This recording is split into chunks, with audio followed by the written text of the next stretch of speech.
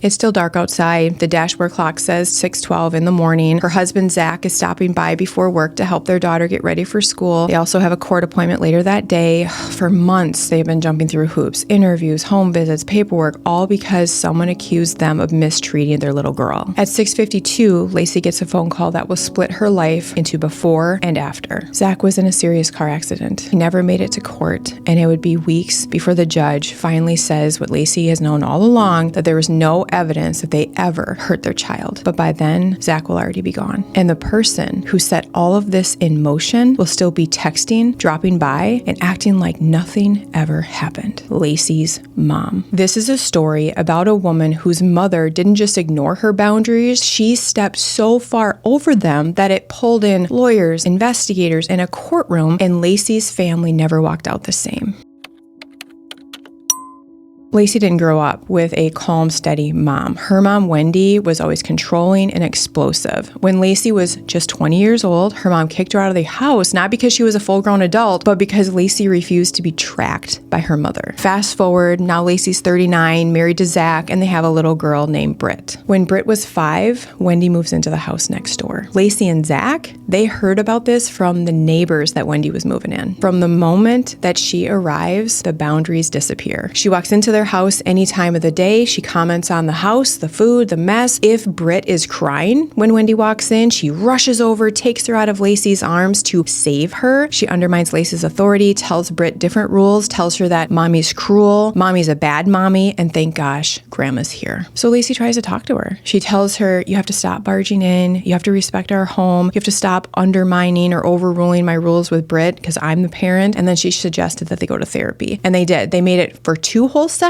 before Wendy tells Laci, you're actually the messed up one that needs help, and she quits. But the therapist did tell Laci, your mom is extreme. Like, you should really consider getting some space, moving. And essentially she just said, be careful. So eventually decided to move to a new home in a new town 25 minutes away. It was a bigger place and they felt like they could finally breathe. For a few weeks, it actually feels hopeful until everything explodes. About 2 months after they move in, Laci and Zach get a phone call that makes her knees buckle. Someone filed a report against them through the Children's Foundation, not just saying that they're strict parents, but accusing them of serious mistreatment. And I'm talking every allegation. Just use your imagination. They're saying that Britt, their child, has experienced every form of mistreatment at the hands of her parents. Now, this was anonymous, but the specific details were so twisted, this person had to know them. From that point on, their life became just a checklist of inspections and interviews. Britt, a 7-year-old child, was questioned multiple times by different departments. Laci and Zach had to sit through meetings with psychologists and investigators. Their home was inspected, completely turned over, bedrooms, bathroom, kitchen, food, everything about how they live. And when they show up at court for the pretrial hearing, Wendy, Laci's mom, she had her lawyer tell the judge that Wendy is going for full custody for Britt. Once Zach heard this and could see that this was all Wendy's plan, he wanted to go no contact. But the lawyer and judge told him not to because of all the time that Wendy spent barging into their lives. She now qualified for grandparent rights. And in the eyes of the court, that would be mistreating Britt. Laci listened, but Zach couldn't handle it. He actually thought that Laci was picking her mom's side, and things just got so intense with court and the investigating and the questioning and having their child be interviewed so many times, all the while Wendy's coming over for visits as if nothing has ever happened. He just had to get away. He had to get space from Wendy, so he did move to a separate location, but he's still very much involved. He would come over for family dinners, help